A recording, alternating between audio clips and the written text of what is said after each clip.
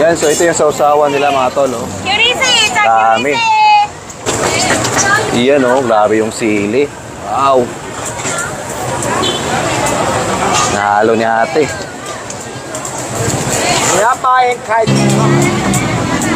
Ang dami nilang order mga tol.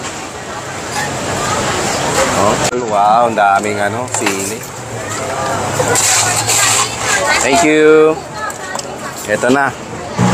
Yan yung order natin, oh. So yan, nakuha na natin yung ating order mga tol.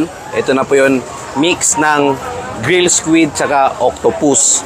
So ito ay nagkakalaga ng 400 baht. So sa peso po ay nasa 600 plus. So tikman na natin to.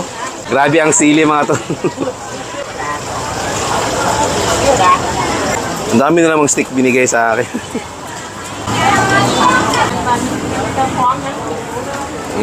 Kain.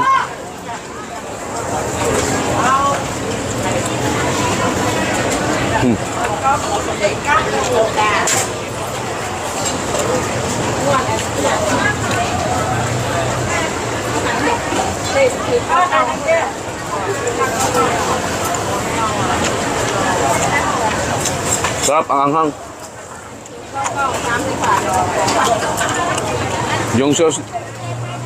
Yung sauce niya maasim na maanghang.